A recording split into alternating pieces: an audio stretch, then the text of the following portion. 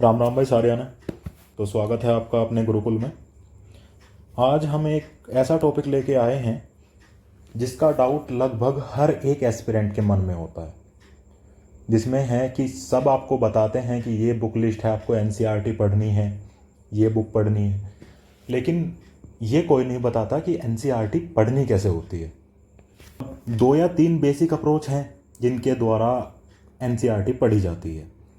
उनमें से एक बेसिक अप्रोच ये है कि आप सब्जेक्ट वाइज पढ़ लेते हैं कि आप 6th क्लास से 7th क्लास से जिस भी क्लास से आप एनसीईआरटी पढ़ना चाहते हैं, आप एक सब्जेक्ट को चूज़ करते हैं और उसकी एनसीईआरटी 6 से 7 से जिस क्लास से आप पढ़ते हैं वहाँ से लेकर के 12th तक आप उसकी एनसीईआरटी को पढ़ लेते हैं एक ही बार में। ऐसे आप सब्जेक्ट वाइज पढ़ते हैं, जैसे पहले आपने ज्योग्राफी ख़त्म कर लिया, उसके बाद आपने हिस्ट्री ख़त्म कर लिया, सारे सब्जेक्ट्स को पढ़ लेते हैं। अब एक दूसरी बेसिक अप्रोच जो आती है वो ये आती है कि आप क्लास वाइज पढ़ते हैं। जैसे आपने 6th क्लास की सारी बुक्स पढ़ ली, उसके बाद आपने 7th क्लास की सारी बुक्स पढ़ ली, उसके बाद आपने 8th क्लास की सारी बुक्स पढ़ ली।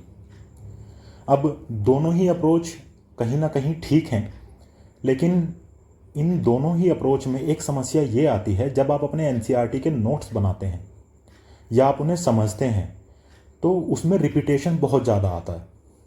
जैसे कोई टॉपिक 6th क्लास में भी दिया गया है, उसके बाद वही टॉपिक 8th क्लास में भी दिया गया है, 11th क्लास में भी दिया गया है।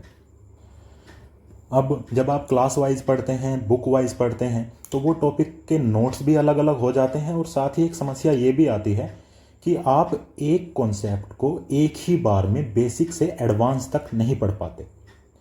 आप कोई कॉन्सेप्ट पढ़ते हैं, समझते हैं, उसके बाद कोई नया कॉन्सेप्ट आ जाता है, आप वो पढ़ते हैं, फिर 2 या 3 क्लास बाद दूसरी बुक आती है, उसमें वो सेम कॉन्सेप्ट एडवांस दिया होता है। अब एक ही बार में नहीं हो पाता।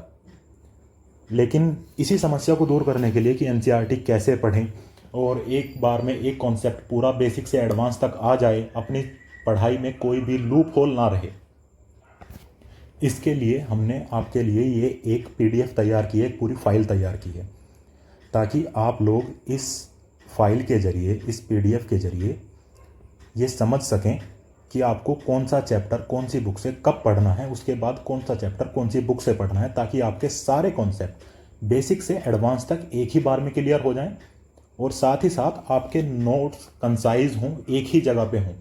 अगर आप मोशन पढ़ रहे हैं तो उसके सारे नोट्स एक ही जगह पे हों, बेसिक से एडवांस तक। इस तरीके से अगर आप एनसीईआरटी को पढ़ते हैं तो वो ज़्यादा इफ़ेक्टिव रहेगा, आप एक ही बार में चीज़ों को, कॉन्सेप्ट को समझ पाएंगे। अब ये अप्रोच तो आप ही की रहेगी कि आप कौन सी एनसीईआरटी पढ़ना चाहते हैं, कौन सी एनसीईआरटी नहीं पढ़ना चाहते हैं। कुछ लोग केवल एडवांस पढ़ने की सलाह देते हैं, कुछ लोग सिर्फ सेलेक्टिव पढ़ने की सलाह देते हैं, लेकिन मैं ऐसी कोई सलाह आपको नहीं दूंगा। आप जौन सी पढ़ना चाहें, जहाँ से पढ़ना चाहें वहाँ से आप पढ़ सकते हैं। जैसे कुछ मेंटर्स, कुछ टीचर्स कहते हैं कि आपको सारी हिस्ट्री की एनसीईआरटी पढ़ने की आवश्यकता नहीं होती, आप केवल थीम्स पढ़ सकते हैं। कुछ कहते हैं कि आपको साइंस केवल 9-10 तक पढ़ना होता है। तो मैं इस अप्रोच को नहीं मानता। मैं मानता हूँ कि अगर आप एक नए एस्पिरेंट हैं तो आपको सारी एनसीईआरटी बेसिक से एडवांस तक एक एक कॉन्सेप्ट को समझते हुए पढ़नी चाहिए। अगर आपका फाउंडेशन ही स्ट्रॉन्ग नहीं होगा, आपका बेसिक ही स्ट्रॉन्ग नहीं होगा, तो आप एडवांस कैसे पढ़ सकते हैं। जैसे पॉलिटी में कहा जाता है कि आप सिर्फ लक्ष्मीकांत पढ़ लीजिए, आपका काम हो जाएगा। लेकिन लक्ष्मीकांत एक ऐसी कंसाइज बुक है जिसके अंतर्गत कोई भी कॉन्सेप्ट सिर्फ एक वर्ड के अंदर सीमित कर दिया जाता है, एक शब्द के अंदर सीमित कर दिया जाता है। जैसे वहाँ पर लिखा हुआ है डेमोक्रेसी, और डेमोक्रेसी एक बार लिख करके उसे थोड़ा सा इलेबरेट करके और आगे कॉन्सेप्ट में जहाँ भी आएगा बस लिख के छोड़ दिया जाएगा डेमोक्रेसी। लेकिन आपको डेमोक्रेसी के बेसिक कॉन्सेप्ट ही नहीं पता है कि डेमोक्रेसी होती क्या है, इसके पार्ट क्या होते हैं। वो आपको बेसिक एनसीईआरटीज में मिलते हैं, क्योंकि लक्ष्मीकांत या कोई भी स्टैंडर्ड बुक ये समझकर लिखी जाती है कि इसे पढ़ने वाला अपने बेसिक कॉन्सेप्ट को क्लियर करके आया है। उसने अपनी 12th क्लास तक सारे कॉन्सेप्ट, सारी बुक्स बहुत अच्छे से पढ़ी हैं, समझी हैं। उसके बाद वो एडवांस कॉन्सेप्ट पे हमारी बुक पढ़ने जा रहा है। कुछ लोग एडवाइस भी नहीं करते कि पढ़ना चाहिए एनसीईआरटी को, कुछ लोग एडवाइस नहीं करते कि आपको सेलेक्टिव सब्जेक्ट्स की नहीं पढ़नी चाहिए। जैसे मैक्सिमम लोग, मैक्सिमम मेंटर्स, मैक्सिमम टीचर्स नहीं एडवाइस करते कि आपको पॉलिटी जो है वो एनसीईआरटी से पढ़नी चाहिए। वो कहते हैं कि लक्ष्मीकांत पढ़ो, आपका काम चल जाएगा। मैं भी मानता हूँ काम चल जाएगा, लेकिन सिर्फ उनका चल जाएगा जिनके बेसिक कॉन्सेप्ट्स बिल्कुल क्लियर होंगे। तो ये जो हमने फाइल बनाई है ये इस तरीके से डिज़ाइन की गई है कि आपकी सेल्फ स्टडी में एक भी डाउट ना रहे, आपकी पूरी एनसीईआरटी सीमलेसली एकदम क्लियर हो जाए। इस बुक के, इस पीडीएफ के क्या क्या फीचर्स हैं वो मैं अभी आपको दिखा देता हूँ। तो ये जो पीडीएफ है ये बनाई गई है कॉन्सेप्चुअल क्लियरिटी के सीक्वेंस को बनाए रखने के लिए। इसमें आपको सीमलेस ट्रांजिशन मिलेगा कॉन्सेप्ट्स के बीच में, कि एक कॉन्सेप्ट बेसिक से एडवांस तक एक ही बार में क्लियर हो जाएगा। नेविगेशन इजी होगा कि किस चैप्टर के बाद कौन सा चैप्टर आपको पढ़ना चाहिए। सब्जेक्ट की डाइवर्सिटी है, आप कौन सा सब्जेक्ट पढ़ना चाहें मैंने अलग अलग इस पीडीएफ में बनाए हैं। साइंस की टेबल अलग बना के दी है, हिस्ट्री की अलग बना के दी है, ज्योग्राफी की अलग बना के दी है, ऐसे ही सारे सब्जेक्ट की अलग अलग बना के दी है, वो मिक्स नहीं है। इससे आपकी एफिशिएंसी होगी, टाइम सेव होगा, और गैस वर्क की कौन सा चैप्टर पढ़ना चाहिए, कौन सा इंपॉर्टेंट है, कौन सा नहीं है। देखिए इंपॉर्टेंट क्या है और क्या नहीं ये डिसाइड करने वाले हम कोई नहीं होते। इंपॉर्टेंट डिसाइड करती है यूपीएससी, या आप जिस भी एग्जाम की तैयारी कर रहे हैं उसे एग्जाम को बनाने वाला कमीशन। कुछ लोग कहते हैं कि सिर्फ इंपॉर्टेंट पढ़ो, लेकिन इंपॉर्टेंट है क्या? अरे इस साल कोई नया कॉन्सेप्ट पूछ लिया गया, अगले साल सभी टीचर्स उसे इंपॉर्टेंट इंपॉर्टेंट क्या के पढ़ाने लगेंगे। अरे जो पिछले प्रीवियस ईयर्स में आए हुए कॉन्सेप्ट हैं, क्वेश्चंस हैं, वही तो अगले साल इंपॉर्टेंट हो जाते हैं। तो क्यों ना हम सारा पढ़ें ताकि कहीं से भी आए और हम उसे आराम से टैकल कर सकें। चलिए, कस्टमाइज लर्निंग है, ये आपको पीडीएफ दे दी जा रही है, आप आराम से पढ़िए। आपका टाइम, आपका पेस, जिस भी आप उसे पढ़ पाएँ उससे पढ़िए। कोई एक कोर्स नहीं, कोई बैच नहीं है कि हमारे ही पेस से आपको चलना है। आप अपने हिसाब से अपने टारगेट्स बनाइए और उन्हें कंप्लीट करिए। ये कुल मिलाकर एक गाइडिंग टूल है एनसीईआरटी के बीच में, क्योंकि एनसीईआरटी एक जंगल की तरह है, उसमें आपको कॉन्सेप्ट ढूंढने पड़ते हैं। तो ये गाइडिंग टूल है कि आपको गाइड करेगी आपको कहाँ जाना है, कैसे जाना है। मैं आपको एक एग्जांपल इसका दे देता हूँ। चलिए एनवायरनमेंट देख लेते हैं। इसमें मैंने सारे सब्जेक्ट्स दिए हैं, जैसे ये हिस्ट्री की टेबल है, सारे कॉन्सेप्ट इसमें दिए गए हैं। इसमें अलग से थीम दी गई है, ancient history, modern history, economics है। अब इसमें एक चीज़ देखिए कि कुछ कॉन्सेप्ट दूसरे सब्जेक्ट की बुक्स में भी होते हैं। जैसे इकोनॉमिक्स समझने के लिए आपने 9th से शुरू की इकोनॉमिक्स की बुक, 9th का पहला जो चैप्टर पढ़ा वो था पॉवर्टी एज ए चैलेंज, जो है चैप्टर नंबर 3। उसके बाद आपने ये पढ़े। फिर आया कि इकोनॉमिक्स का एक छोटा कॉन्सेप्ट ज्योग्राफी में भी दिया गया है कि आप ज्योग्राफी की बुक, 12th की book, primary activities, secondary activities, आप इन्हें समझिए। उससे समझने से पहले आप समझिए कि एम्प्लॉयमेंट क्या होती है, ग्रोथ क्या होती है और सेक्टर्स ऑफ द इकोनॉमी क्या होती हैं। जब आप sectors of the economy economic की बुक से पढ़ लेंगे, उसके बाद आप ज्योग्राफी से पढ़ेंगे कि कौन कौन से सेक्टर होते हैं, primary sector, secondary sector, tertiary sector. तो इस तरीके से आपका कॉन्सेप्ट एक ही बार में क्लियर होगा कि सेक्टर्स ऑफ द इकोनॉमी क्या होते हैं, कौन कौन से होते हैं और डिटेल में कहाँ दिए गए हैं, ताकि आप उन्हें पढ़ सकें। इसी तरह आपकी बाकी टेबल दी गई है और साथ में अल्टरनेट सोर्स भी दिए गए हैं कि आप वहाँ से नहीं पढ़ते तो आप कहाँ से पढ़ सकते हैं। जैसे अदर रिसोर्सेज, आप इकोनॉमिक्स को तमिलनाडु बोर्ड से भी पढ़ सकते हैं, ये वाले चैप्टर्स। उसके अलावा जो अदर रिसोर्सेज हैं कि आरबीआई की वेबसाइट आप यहाँ से देख लीजिए, एफएक्यूज वगैरह, इकोनॉमिक सर्वे आप कर सकते हैं।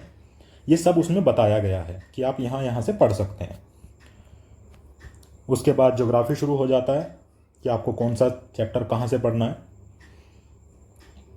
जैसे यहाँ पे है इनसाइड ऑफ द अर्थ, उसके बाद आवर चेंजिंग अर्थ। उसके बाद आपको 8th पे ना जाके या 7th का 4th चैप्टर ना पढ़ के आपको तुरंत 11th का चैप्टर नंबर 2 पढ़ना है, origin and evolution of the earth, ताकि आपके वो कॉन्सेप्ट जो पिछले चैप्टर में चल रहे थे वो तुरंत ही कवर हो जाए। देखिए कितने सारे चैप्टर्स को इसमें अरेंज करके दिया गया है। फिर आती है पॉलिटी।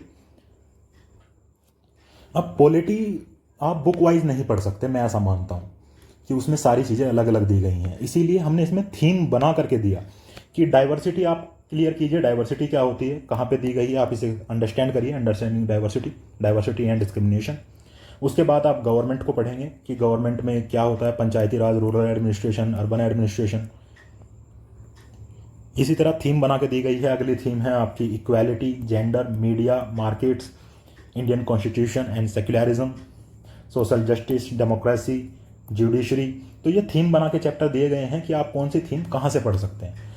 जैसे जुडिशरी पढ़ने के लिए आपको 8th की बुक का 4th चैप्टर पढ़ना है, जुडिशरी। उसके बाद आपको 11th का चैप्टर नंबर 6 पढ़ना है, जो कि है जुडिशरी अगेन। इसी तरह हमारी पूरी पॉलिटी इसमें कवर की जाती है। फिर एनवायरनमेंट पे आ जाते हैं। जैसे एनवायरनमेंट हम पढ़ते हैं तो साथ ही आप पढ़ेंगे 7th क्लास का चैप्टर नंबर 1 आवर एनवायरनमेंट। लेकिन इसके बाद आप 7th क्लास का चैप्टर नंबर 2 नहीं पढ़ेंगे। उसके बाद आप जाएंगे साइंस की बुक में क्लास 10th में चैप्टर नंबर 15, जिसका अगेन नाम है आवर एनवायरनमेंट। तो आप देख पा रहे होंगे कि इस एक गाइडिंग टूल की वजह से आप अपने चैप्टर्स में नेविगेशन कर पाएंगे, अपने कॉन्सेप्ट को सीमलेसली ट्रांजिट कर पाएंगे और उन्हें आराम से समझ पाएंगे, पढ़ पाएंगे और साथ ही एक बहुत अच्छे तरीके से आप उनके नोट्स बना पाएंगे। और क्या फीचर है इस पीडीएफ में, ये है कि आप भी जानते हैं कि एनसीईआरटी ओल्ड है, न्यू है और अभी फिर से रीडिजाइन कर दी गई हैं। तो उन सब की इंडेक्स आगे पीछे हो जाती है। हो सकता है कि 4 साल पुरानी जो एनसीईआरटी थी उसमें जो चैप्टर नंबर 14 था वो अब चैप्टर नंबर 18 हो या 10 हो। इसीलिए इस कंफ्यूजन से बचने के लिए हमने इस पीडीएफ में आपको डायरेक्ट लिंक्स दिए हैं। हमने एक टेलीग्राम पर एक चैनल बनाया लाइब्रेरी नाम से और उसमें सारी पीडीएफ्स को चैप्टर वाइज अपलोड कर दिया। उसके बाद उसके लिंक्स हमने आपको यहां पे दे दिए। जैसे ही आप इस लिंक पे क्लिक करेंगे, हिंदी और इंग्लिश दोनों के लिए है, जैसे ही आप इस लिंक पे क्लिक करेंगे आप डायरेक्ट जंप कर जाएंगे हमारे टेलीग्राम के लाइब्रेरी चैनल पर और उस पीडीएफ पर आप सीधे पहुंच जाएंगे, डाउनलोड करके आराम से पढ़ पाएंगे। तो इससे ये दुविधा नहीं रही कि मुझे ये चैप्टर नहीं मिल रहा, मुझे ये चैप्टर नंबर गलत है, ये दुविधा खत्म हो जाएगी और आप डायरेक्ट उस चैप्टर पर पहुंच के उसे डाउनलोड करके आराम से पढ़ सकेंगे। फिर एक फीचर ये दिया गया है कि कुछ चैप्टर सब्जेक्ट्स ओवरलैप करते हैं, आप उन्हें 2-2 बार नहीं पढ़ना चाहिए, या 2-2 बार पढ़ें तो एटलीस्ट पढ़ लें, 2 बार नोट्स ना बनाएं। तो इसलिए जैसे साइंस में आप 7th क्लास का जो 18 चैप्टर है वो डायरेक्ट भी पढ़ेंगे, एनवायरनमेंट में भी और साइंस में भी, तो हमने उनके सामने लिख दिया गया है कि ये चैप्टर ओवरलैप कर रहा है। तो आप तुरंत अपने साइंस में जाएंगे और देखेंगे कि आपने उसके नोट्स बनाए हैं। अगर बनाए हैं तो आप एनवायरनमेंट में वापस लिख देंगे नोट्स में आके कि refer to science notes page number this. तो आपको डबल नोट्स नहीं बनाने पड़ेंगे। तो शायद आप समझ गए होंगे कि ये पीडीएफ आपके काम आ सकती है। अगर आप इसकी तैयारी करना चाहते हैं, इसके थ्रू आप एनसीईआरटी को पढ़ना चाहते हैं, तो ये बहुत हेल्प। तो आप इस पीडीएफ के जरिए अपनी पूरी एनसीईआरटीज को सीमलेसली आराम से कवर कर सकते हैं, नोट्स बना सकते हैं, समझ सकते हैं।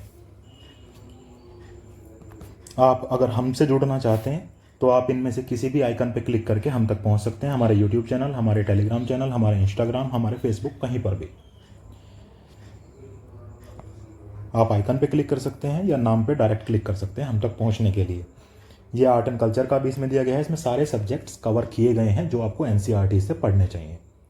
अब कौन सी बुक आपको पढ़नी है, आपके बेसिक्स पहले से आप क्लियर हैं या नहीं है, एडवांस आपको पढ़ना है या बेसिक से आपको पढ़ना है, ये फैसला हम आप पर छोड़ते हैं। लेकिन हम यही रिकमेंड करेंगे, अगर आपके पास समय है तो आप एक बार शुरू से आखिर तक एक छोटे बच्चे की तरह शुरू कीजिए और अपने सारे कॉन्सेप्ट्स को, सारी एनसीईआरटी को एक बार ख़त्म कर लीजिए ताकि आपके बेसिक कॉन्सेप्ट्स बिल्कुल क्लियर हो सकें।